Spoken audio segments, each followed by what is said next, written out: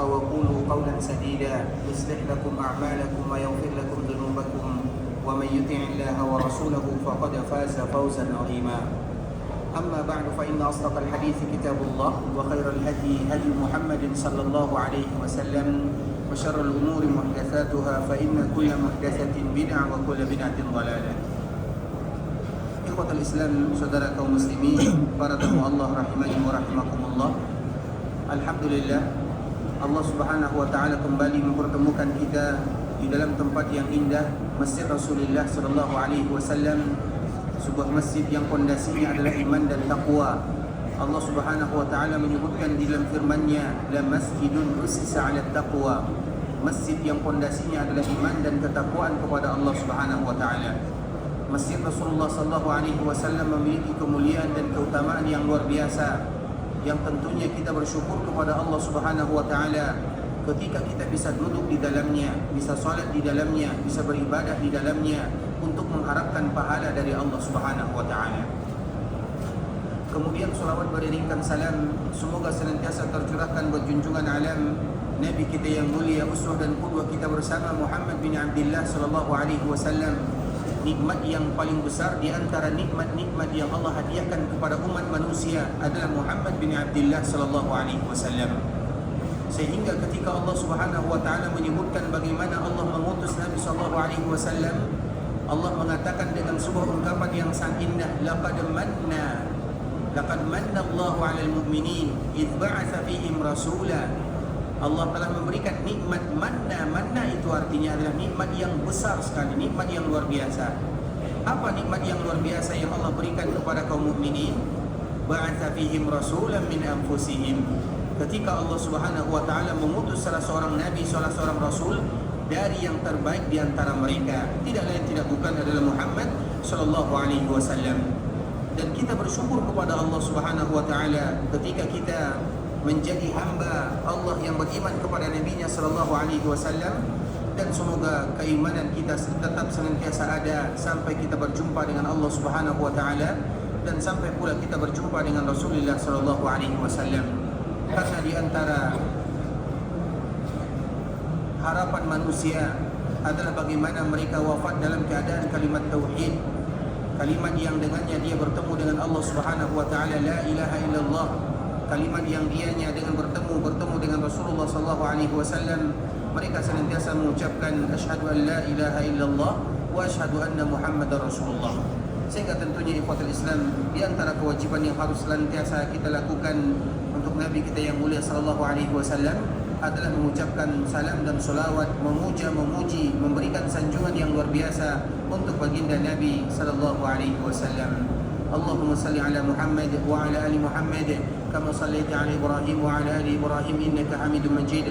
Allahumma barik ala Muhammad wa ala ali Muhammad kama barakta ala Ibrahim wa ala ali Ibrahim innaka Hamidum Majid.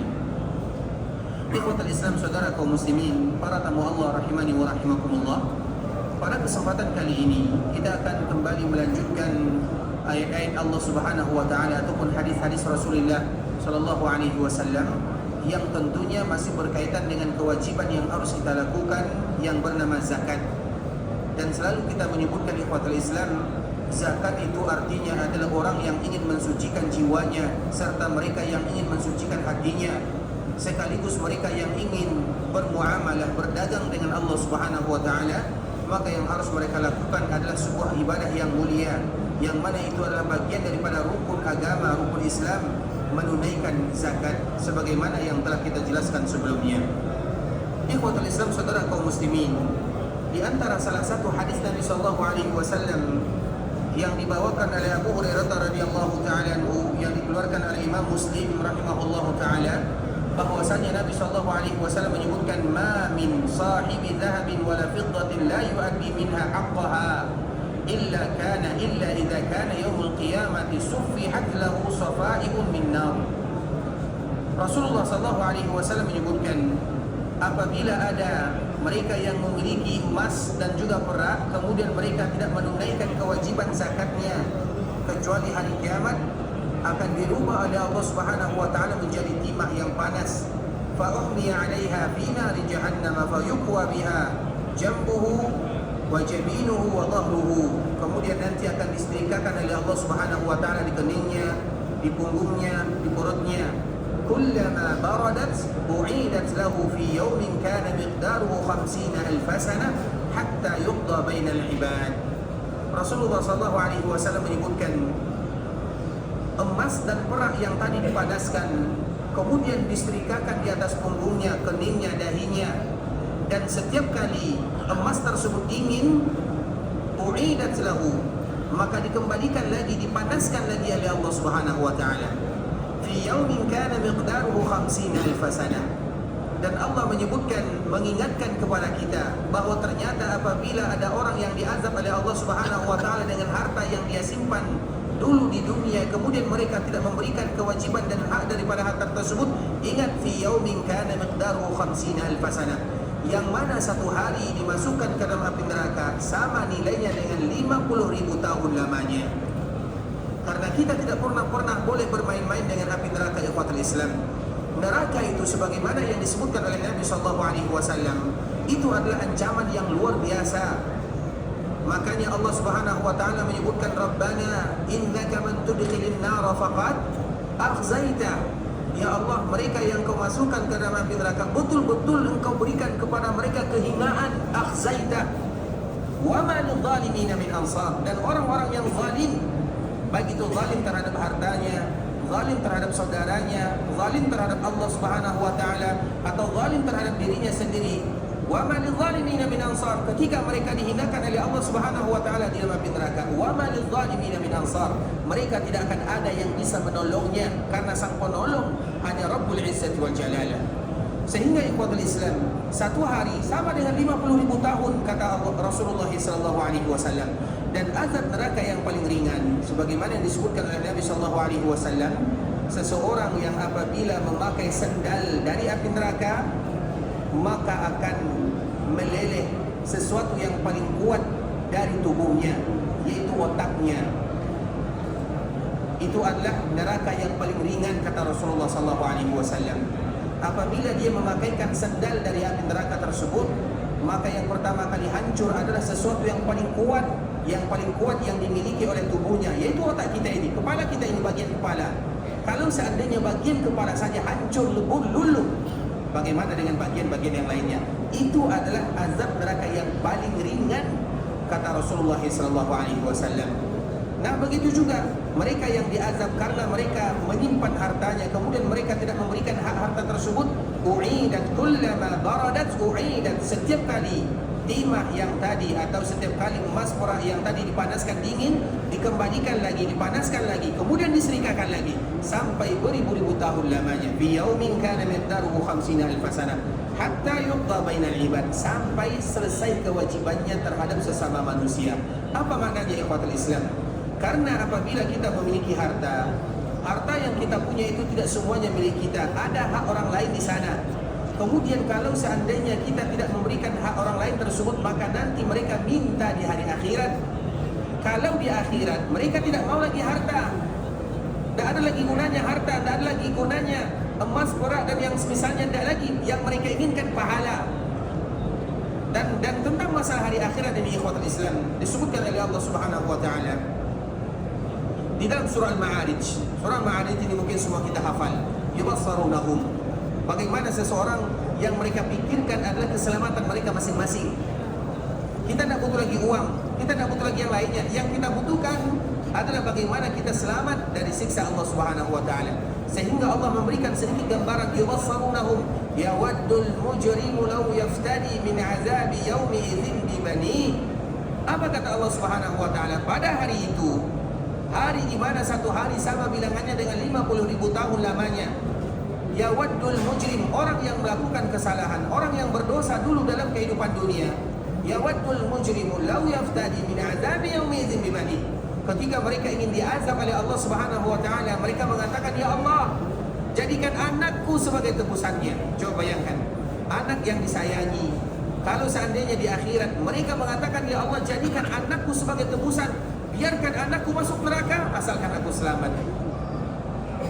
Kemudian apa kata Allah Subhanahu wa taala sambungannya? Yawaddul mujrimu law yaftadi min adabi yaumi idzin bibani wa sahibatihi wa akhi. Kalau tidak cukup, Misalnya, anakku tidak bisa menjadikan tebusan diriku ya Allah, jadikan istriku sebagai tebusan. Kalau juga tidak cukup, jadikan saudara-saudariku sebagai tebusan.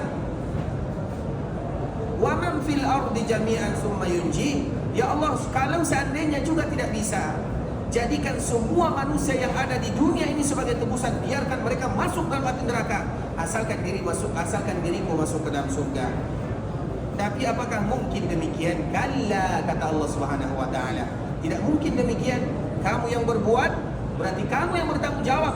Tidak mungkin orang lain yang bertanggung jawab terhadap amalan yang kamu lakukan. Kamu yang dulu berdosa, kamu yang dulu mujrim, kamu yang bertanggung jawab atas apa yang kamu lakukan. Tapi Allah ingin menggambarkan kepada kita bagaimana huru-hara di hari akhirat. Bagaimana yang kita pikirkan adalah diri sendiri. Bahkan anak, orang-orang yang kita cintai, anak yang kita cintai, keluarga yang kita cintai, saudara yang kita cintai, bahkan semua yang kita cintai akan kita korbankan demi keselamatan kita. Tapi apakah mungkin demikian? Kalla, tidak mungkin, kata Allah Subhanahu wa taala.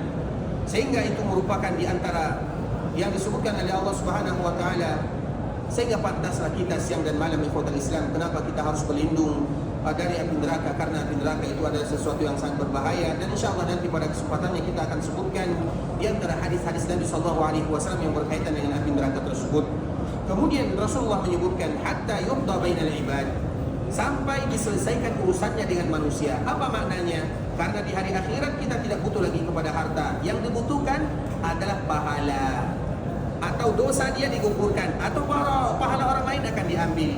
Sehingga nanti orang yang tidak membayar zakat, maka zakat tersebut atau harta yang ada pada dirinya ada milik orang lain di dalamnya. Sehingga nanti di akhirat orang lain yang tadi tidak dia berikan haknya akan meminta kepada Allah. Kemudian apa yang terjadi? Kebaikan orang inilah yang diambil. Akhirnya habis kebaikannya, tidak ada lagi kebaikannya, habis pahalanya. Kemudian apa yang terjadi? Dan hak orang lain belum juga selesai, maka dosa orang lain akan ditimpakan kepadanya, dibarengkan dengan dosa yang dia sudah miliki.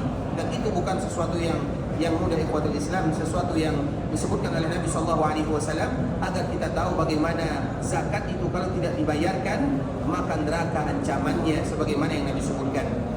Kemudian juga di dalam hadis yang lain ikhwatul Islam, hadis Abdullah bin Amr bin As radhiyallahu taala anhuma, anna imra'atan atat an-nabiy sallallahu alaihi wasallam wa ma'aha ibnatun laha wa fi yadi ibnatiha masakatani ghalidhatani min dhahab.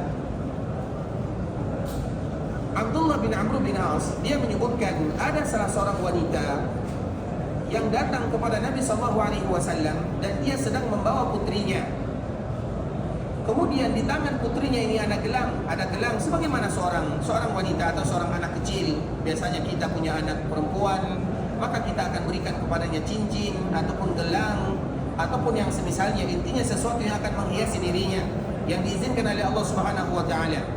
Kemudian dikala Nabi sallallahu alaihi wasallam melihat wanita ini memegang putrinya dan di tangan putrinya ada emas, faqala laha an-nabiy sallallahu alaihi wasallam, maka Nabi bertanya kepadanya, atu'dina zakata hada wahai fulana, apakah kamu sudah membayar zakat ini, zakat yang ada di tangan putrinya tersebut?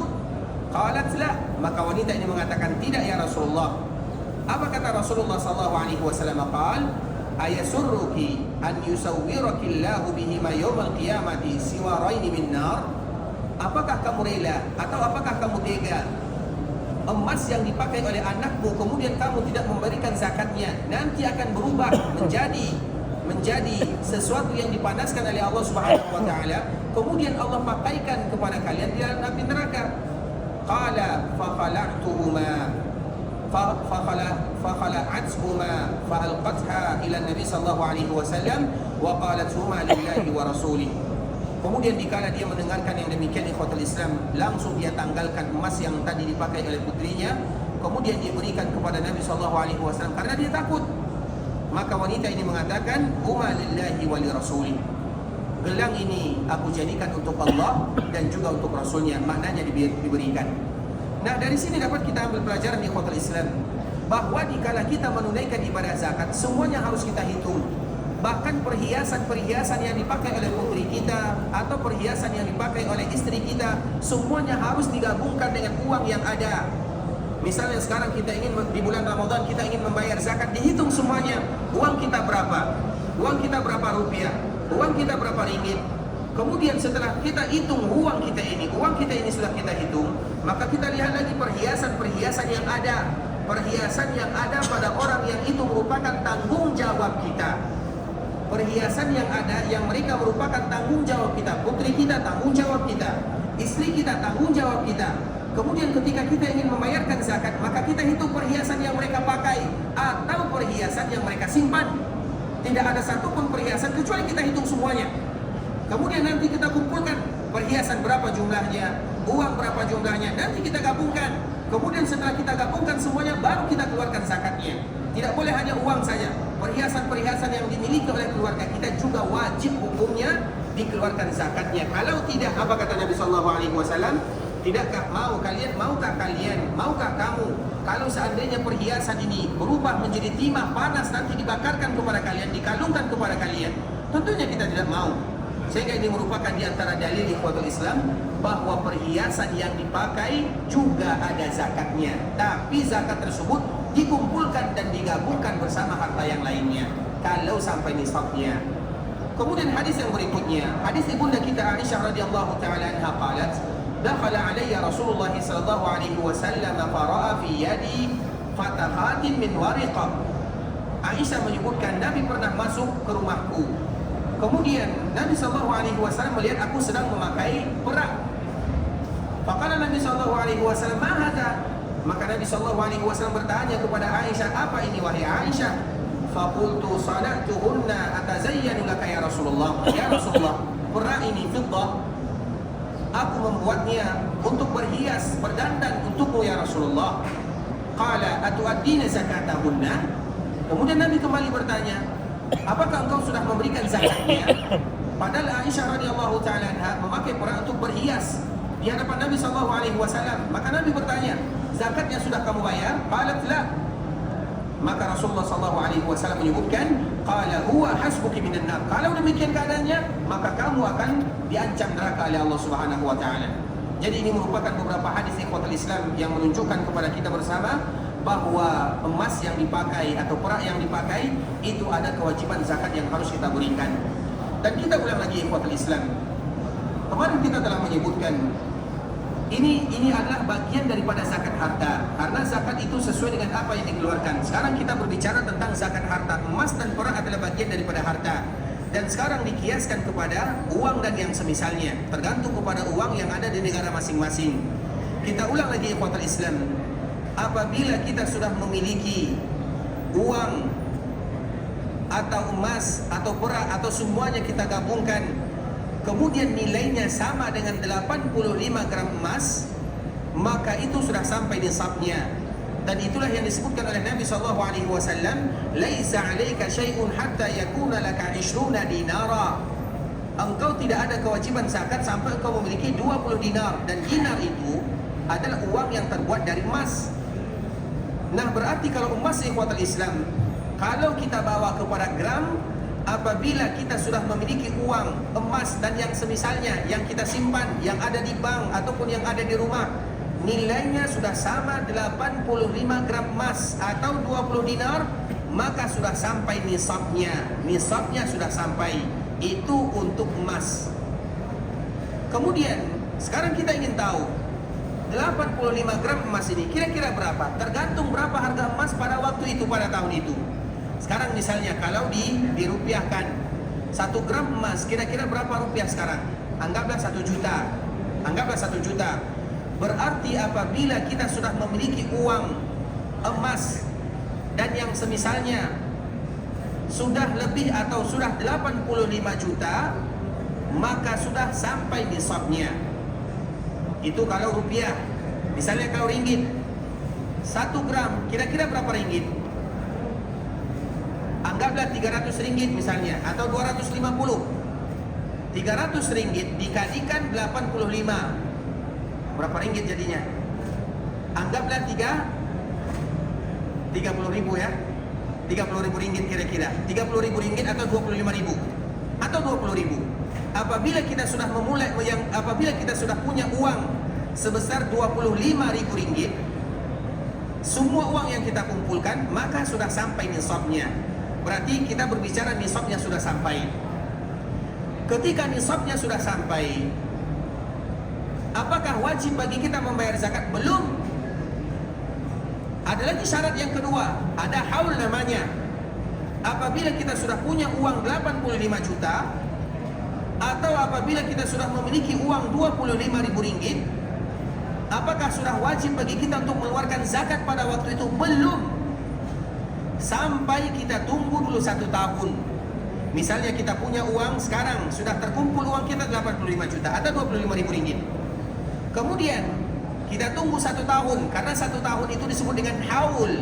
Itulah haul. Haul itu artinya hala yahulu, 1 tahun, haul.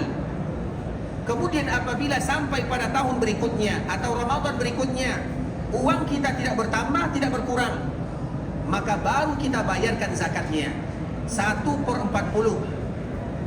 Maknanya dikalikan 1/40. Dan ini adalah hitungan yang paling mudah. 85 juta dikali 1/40, hasilnya itulah zakatnya. 25.000 ringgit dikali 1/40 sama dengan itulah hasilnya yang harus kita keluarkan. Karena hitungan 2,5 itu tidak seakurat hitungan 1/40. Makanya para ulama mereka lebih menegaskan dikalikan 40. Makanya uang tadi 1 dikalikan 1/40. Kalau sudah sampai 1 tahun berikutnya dan uang kita tidak bertambah atau tidak berkurang. Kalau seandainya uang kita bertambah, tahun depan uang kita bertambah, maka semua tambahan tersebut langsung juga dihitung. Misalnya, tambahan uang kita bertambah menjadi 100 juta atau menjadi 30 bahkan 40.000 ringgit misalnya. Semuanya dikalikan 1/40. Hasilnya itulah yang kita zakatkan. Kalau bertambah, jadi semuanya langsung dihitung. Kalau berkurang, maka tidak ada kewajiban zakat kepada kita. Karena bisa jadi kita menabung, tabungan kita sudah sampai nisabnya, tiba-tiba ada keperluan anak sekolah atau pergi rumah sakit atau ada keperluan yang lainnya, sehingga tahun depan uang tadi yang kita simpan tidak lagi sampai.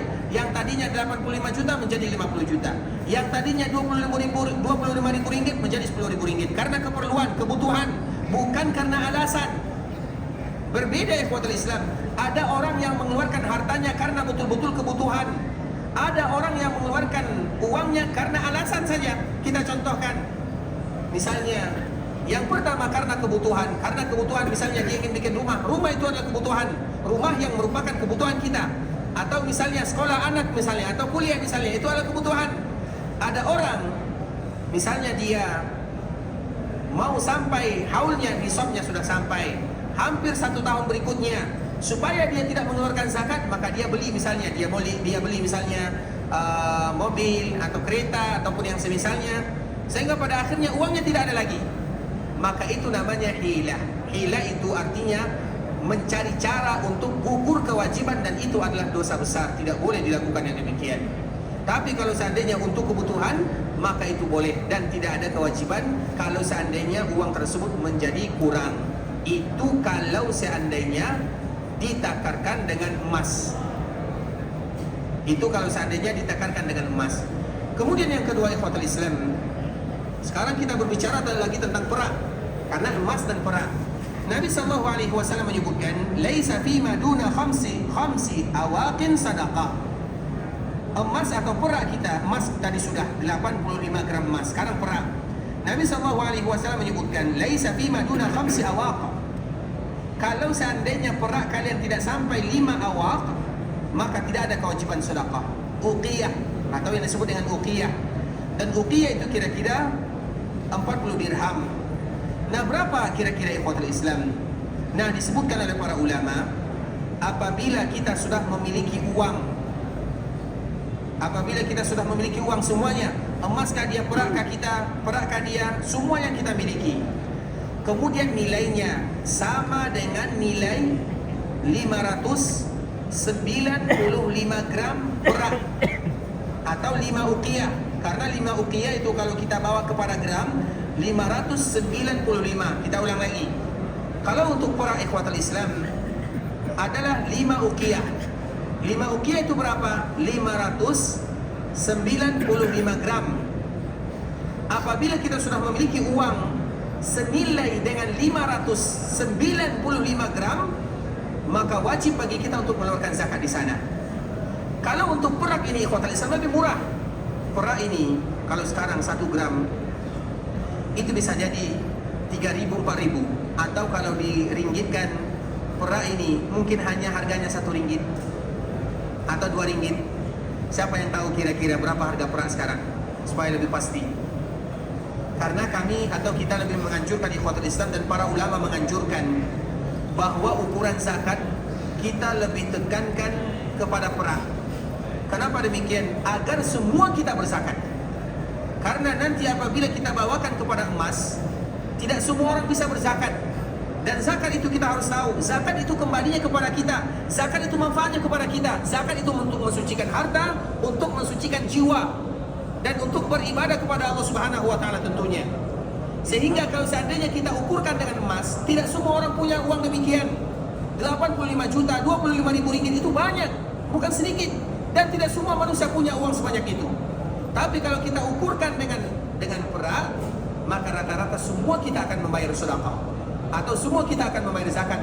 Sehingga makmurlah masyarakat kita, orang-orang miskin, orang-orang fakir yang tadi tujuannya adalah mereka disedekahkan, maka akan dapat diberikan kepada mereka sesuai dengan apa yang disebutkan oleh Allah Subhanahu wa taala. Sehingga ikhwatul Islam, perak ini harganya kurang lebih 2.000, 3.000 atau 4.000 rupiah. Kalau ringgit mungkin 1 ringgit 1 gram. Berarti 595 apabila kita sudah punya uang 595 ringgit, 500 atau anggaplah 600 ringgit.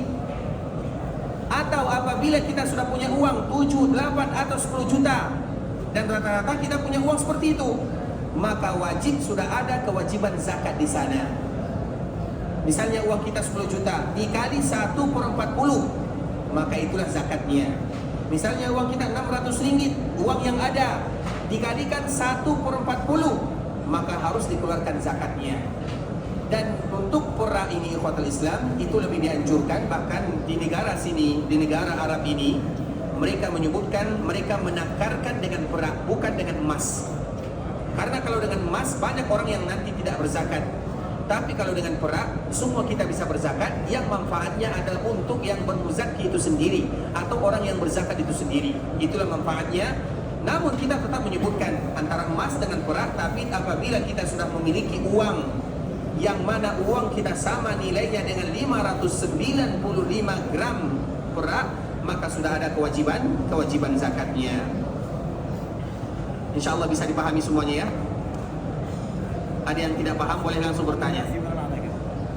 Silakan. Perak sekarang 12.000 ya. Berarti 12.000, coba 12.000 dikali terpaksa kita mengali-ngali ya. 12.000 dikali berapa? 559. Berapa? Berapa? 7. Pas kan 7 juta yang tadi kita sebutkan, 7 juta, 8 juta atau 10 juta. Intinya sama juga kan? Nah, perak sekarang 12.000 kata teman kita, atau hampir 3 ringgit. Nah, apabila kita sudah punya uang 7 juta atau 8 juta, maka sudah ada kewajiban zakat yang harus kita keluarkan. Berarti maknanya semua kita harus berzakat, terutama zakat mal. Ini kita berbicara tentang zakat mal, belum lagi zakat yang lainnya. Kita berbicara tentang zakat mal, bukan zakat yang lain. Karena kemarin kita telah membahas zakat ini, zakat itu, sekarang kita bahas tentang zakat mal. Berarti apabila kita sudah punya uang 2.000 ringgit, atau apabila kita sudah punya uang 7 juta atau 8 juta, sudah ada kewajiban, berarti ada hak orang lain di sana. Ada hak orang lain di sana. Kemudian ikhwatul Islam, ini sedikit kita melenceng daripada permasalahan ini.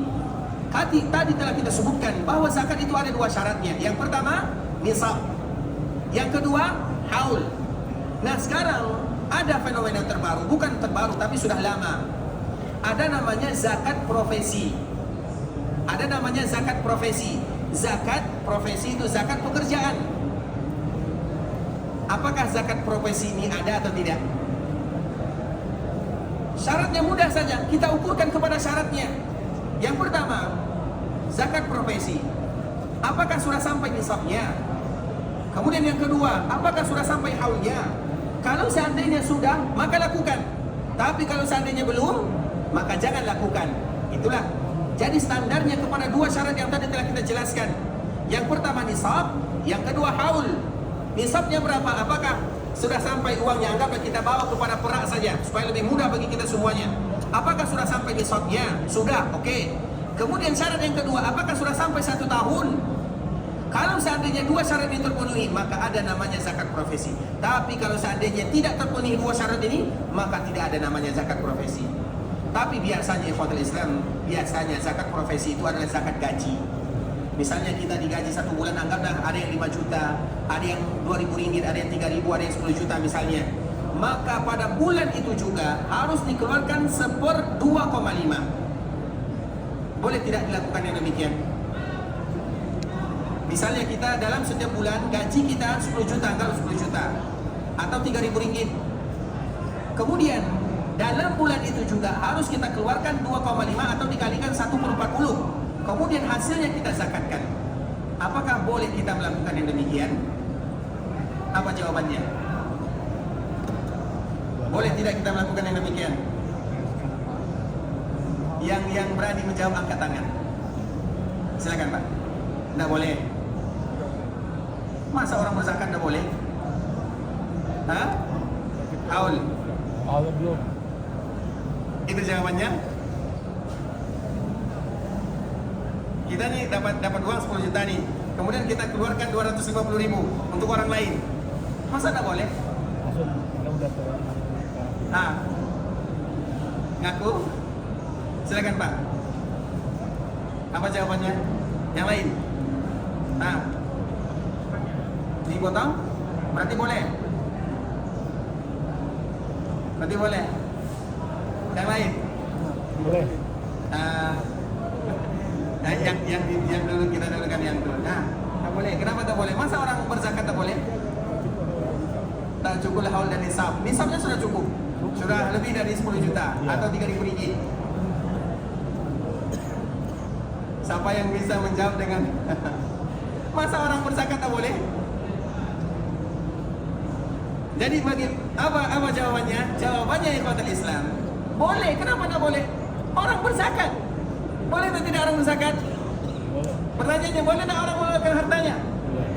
Bahkan dianjurkan kita selalu mengeluarkan harta kita untuk dibantu orang lain. Hanya saja itu bukan zakat. Bukan zakat.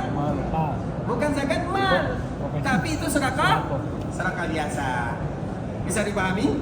Kalau kita bilang tidak boleh, masa orang lain kita halangi untuk bersedekah? Kalau kita bilang wajib, masa orang yang belum sampai haulnya harus kita wajibkan? Apa maknanya? Boleh bersedekah biasa, tapi itu tidak dihitung sebagai zakat mal. Sehingga nanti misalnya setiap bulan dia keluarkan, misalnya di akhir tahun dia mengatakan saya tidak lagi mengeluarkan zakat mal, itu baru berdosa. Karena yang dia keluarkan per bulan ini bukan zakat mal, tapi sedekah biasa. Yang zakat mal tetap ada kewajiban pada dirinya. Insya Allah dipahami ya. Jadi boleh, tapi bukan zakat mal, tapi zakat lain, sedekah biasa. Karena memang kita dianjurkan untuk selalu bersedekah. Sedekah itu ikhwatul Islam adalah di antara bentuk banyak. Untuk berobat sedekah, untuk dilapangkan rezeki sedekah, untuk dipanjangkan umur sedekah, untuk dilancarkan rezeki sedekah, semuanya dengan sedekah. Sedekah itu ajib sekali dan tidaklah dimengetahui bagi mereka yang merasakannya kecuali mereka yang sudah bersedekah, dan mereka pasti akan merasakan bagaimana sedekah itu memberikan kehidupan. Coba bayangkan, memberikan ketenangan, memberikan semuanya. Jadi zakat profesi di ikhwatul Islam tidak dihitung sebagai zakat harta, tapi hanya dihitung sebagai zakat biasa atau sedekah biasa. Boleh kalau seandainya ada yang melakukan demikian, tidak menjadi masalah, tapi kewajiban zakat hartanya tetap. Insyaallah bisa dipahami ya.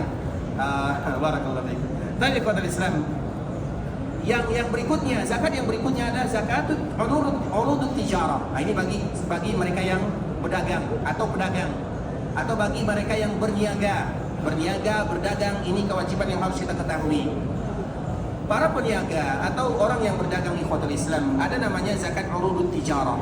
Misalnya, karena zakat itu ada benda-benda yang zatnya dizakatkan, ada yang tidak. Misalnya kita contohkan, dan ini syariat, emas ada kewajiban zakatnya. Tapi kalau intan, kita tahu intan permata, apakah ada kewajiban zakat intan permata? Ada atau tidak? Tidak ada. Mobil atau kereta misalnya, apakah ada zakat kereta? Tidak ada.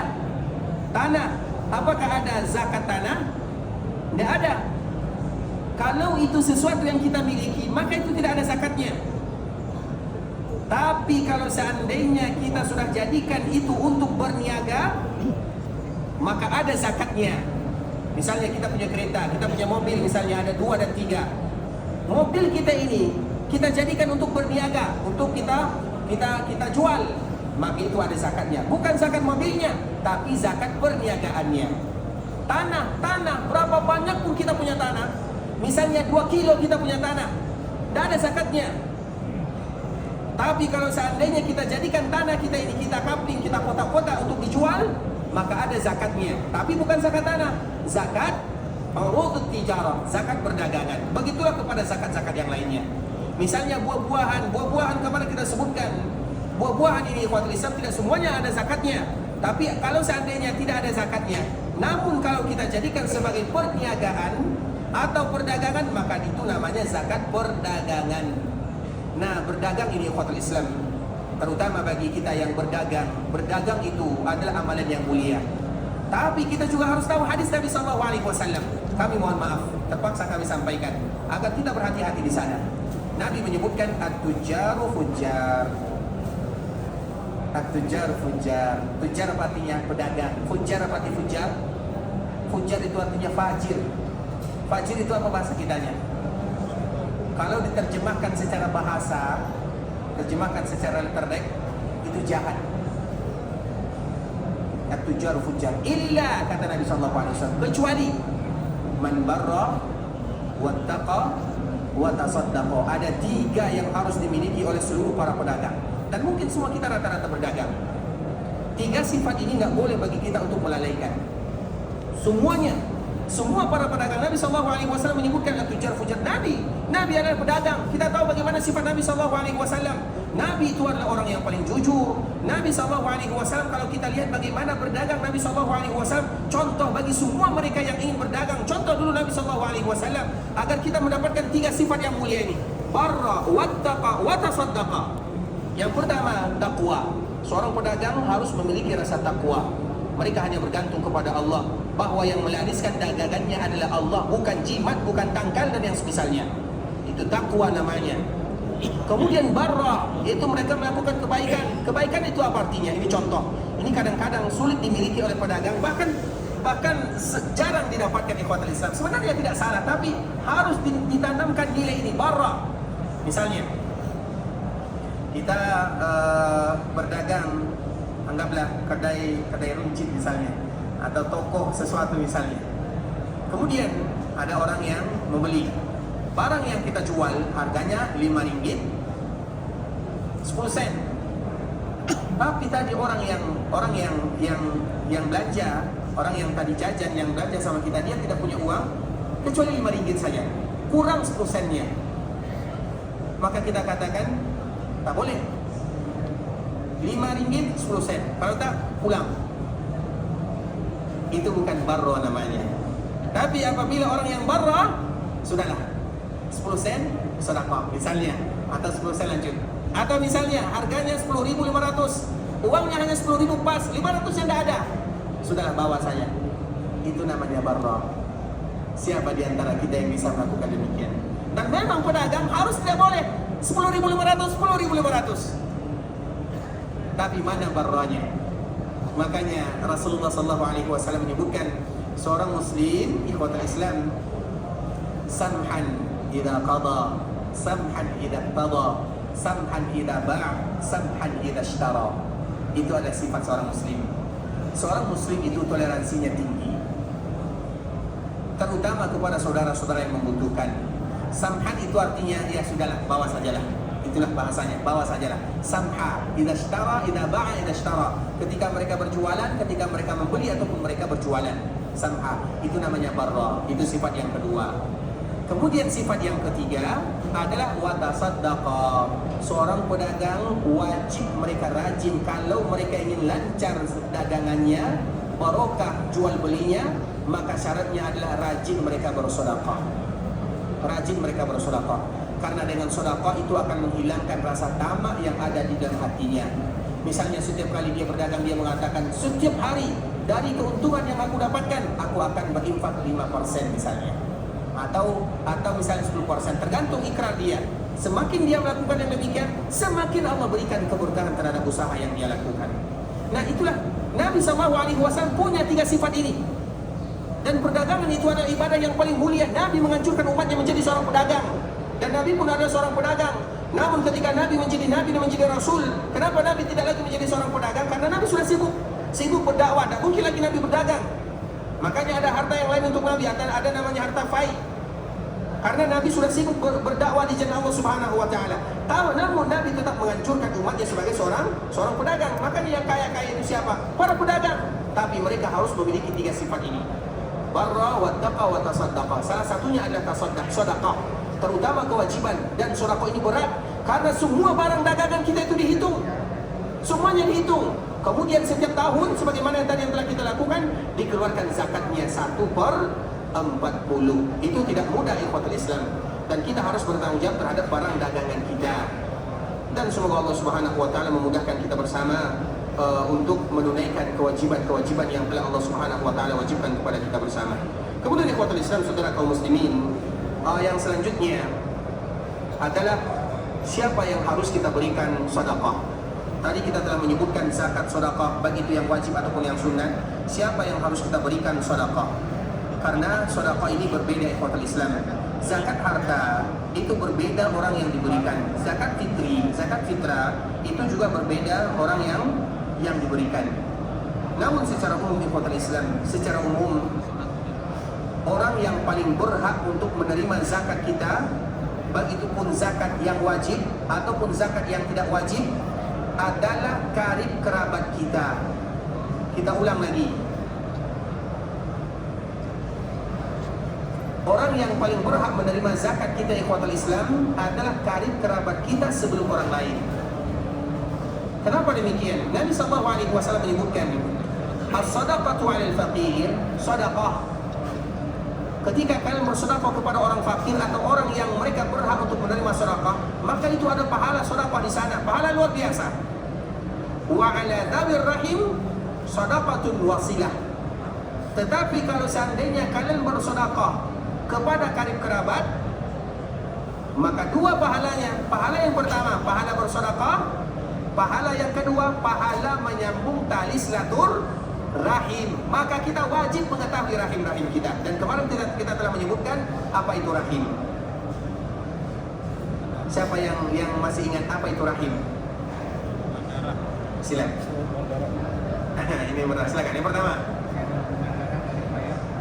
yang ada hubungan darah. Yang pertama dari ayah. Terus yang kedua, dari ayah ini siapa? Saudara, kakak, adik ayah. Baik.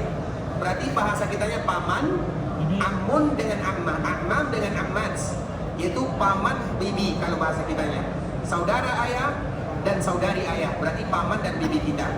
Baik, yang kedua, dari ibu, apa bahasa kitanya? Sama juga ya.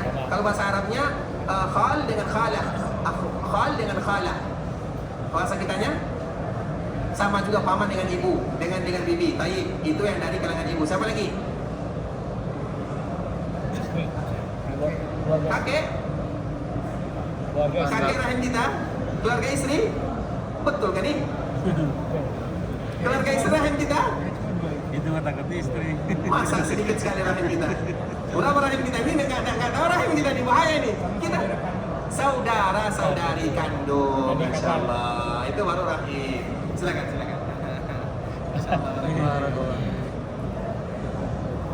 Itulah rahim, itu rahim. Yang lain, saudara istri, itu bukan rahim. Rahim sesuai dengan namanya rahim. Satu rahim. Rahim, hubungan rahim.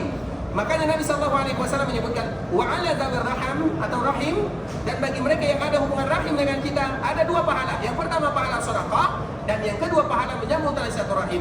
Karena biasanya ikhwatul Islam, perseteruan itu lebih berat antara rahim daripada dengan orang lain. Makanya banyak orang yang tidak saling sapa dengan saudaranya, dengan saudarinya, hanya gara-gara masalah, bisa jadi masalah warisan atau masalah yang lain. Banyak orang yang tidak tegur sapa dengan pamannya, dengan bibinya. Dengan orang lain bisa kita tersenyum, tapi dengan saudara kita, siapa di antara kita yang selalu tersenyum kepada saudara kita? Tidakkah kita ingat cerita Nabi Yusuf ikhwatal Islam? Siapa yang memusuhi Nabi Yusuf? Bukan orang lain. Yang pertama kali memusuhi Nabi Yusuf siapa? Saudara-saudaranya. Makanya Nabi Yusuf menyebutkan min ba'di an nazala syaitanu baini wa baina ikhwati. Ketika syaitan sudah masuk di dalam keluarga mereka, apa yang terjadi? Mereka ingin membunuh, ingin dibunuh Nabi Yusuf. Saudaranya, satu ayah walaupun berbeda ibunya. Begitu juga dengan yang lain ikhwatal Islam. Makanya kita lihat antara rahim itu harus diperkuat. Makanya kalau ingin bersedekah cari yang rahim pertama, baru cari yang lainnya. Karena apabila ada rahim, tapi tentunya dengan syarat mereka berhak menerima zakat. Karena apabila kita berikan kepada rahim kita ikhwatal Islam, maka kita akan saling tegur sapa, kita akan menyambung tali silaturahim sehingga kita mendapatkan dua pahala. Dan di sini ada cerita ya ikhwatal Islam, cerita yang sangat indah.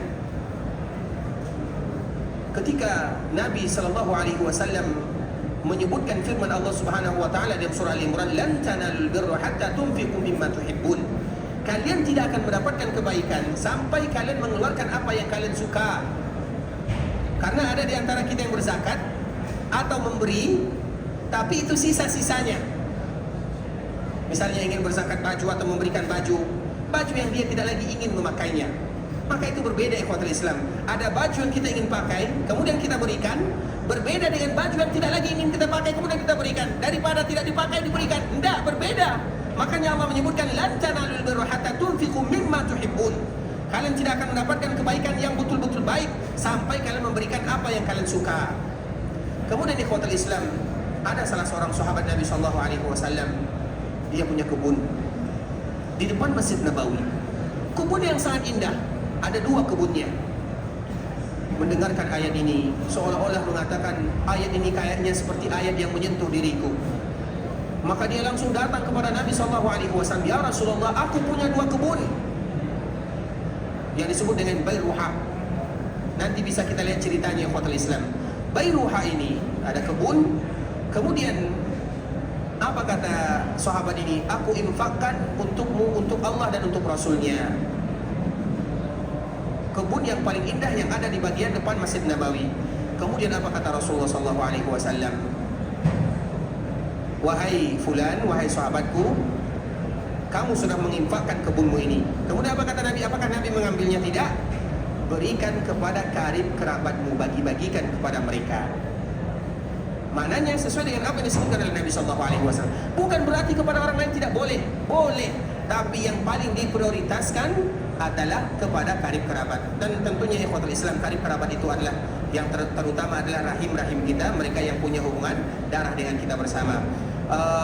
Sebenarnya panjang lagi pembahasan yang ingin kami sampaikan ikhwatul Islam, dan insyaallah pada pertemuan berikutnya kita lanjutkan pembahasan kita ini agar kita betul-betul mengetahui kepada siapa kita berikan, apakah mereka yang berhak diberikan atau tidak, atau bagaimana cara memberikannya. Masih banyak lagi pembahasan-pembahasan yang ingin kami sampaikan ikhwatul Islam, terutama masalah harta. Masalah harta ini bukan masalah yang mudah.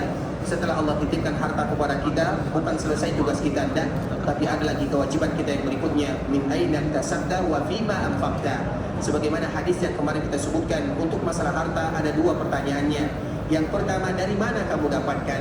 Dan setelah kita dapatkan, pertanyaan yang kedua, wa fima anfaqta, kemana kamu belanjakan dan kemana kamu berikan harta-harta yang telah Allah Subhanahu wa taala titipkan. Dan kita berharap kepada Allah Subhanahu wa taala, harta yang Allah Subhanahu wa taala titipkan kepada kita, Allah mudahkan kita untuk mencarinya, agar harta itu adalah harta yang membawa dan membimbing kita menuju surga Allah Subhanahu wa taala, bukan harta yang menjerumuskan kita ke dalam neraka Allah Subhanahu wa taala. Ikhwatul Islam, saudara kaum muslimin, para tamu Allah rahimani wa rahimakumullah, sampai di sini pembahasan yang bisa kami sampaikan. Insyaallah pembahasan hari ini jelas insyaallah ya. Atau ada yang bertanya? Karena pembahasannya agak sedikit berat, silakan.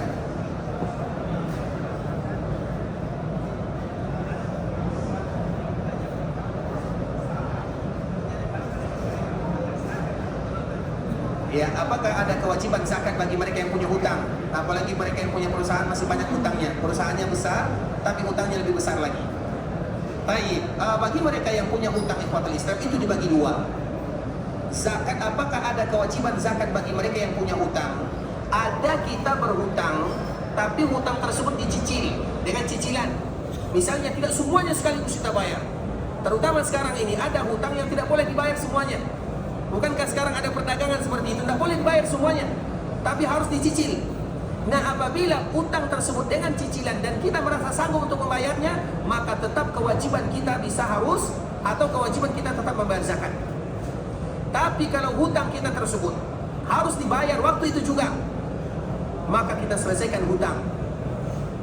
Tapi rata-rata hutang itu dengan per bulan, ada jadwalnya, ada masa temponya.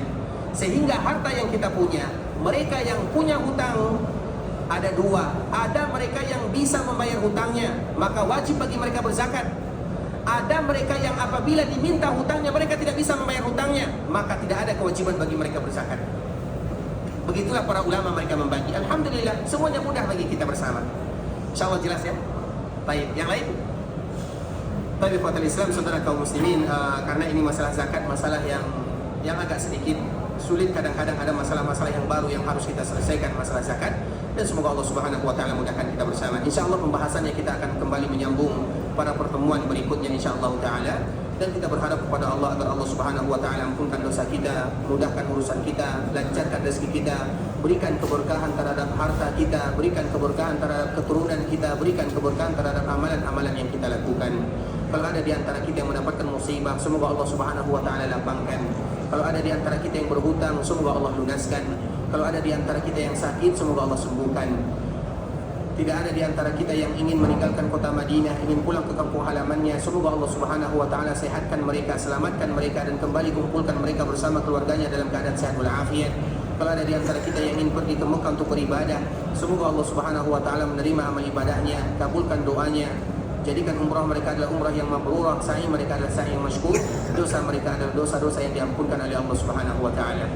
Allahumma la tada' lana dhanban illa ghafartah, wa la hamman illa farajtah, wa la daynan illa qadaytah, wa la maridan illa shafaitah, wa la maytan illa rahimtah. Allahumma taqabbal minna salatana wa siyamana wa du'aana wa ruku'ana wa sujudana wa kulla ibadatin ya Allah, innaka antas sami'ul alim wa tub 'alaina innaka antat tawwabur rahim. ربنا لا تزغ قلوبنا بعد إذ هديتنا وهب لنا من لدنك رحمة إنك أنت الوهاب. ربنا هب لنا من أزواجنا وذرياتنا قرة أعين واجعلنا للمتقين إماما. ربنا اصرف عنا عذاب جهنم إن عذابها كان غراما إنها ساءت مستقرا ومقاما. ربنا ظلمنا أنفسنا وإن لم تغفر لنا وترحمنا لنكونن من الخاسرين. ربنا آتنا في الدنيا حسنة وفي الآخرة حسنة وقنا عذاب النار. وصل اللهم وسلم على نبينا وحبيبنا وخليلنا وسيدنا محمد وعلى آله وصحبه وسلم تسليما كثيرا. Kita tutup dengan mengucapkan doa kafaratul majlis. Subhanakallahumma wa bihamdika asyhadu an la ilaha illa anta astaghfiruka wa atubu ilaik. Assalamualaikum warahmatullahi wabarakatuh.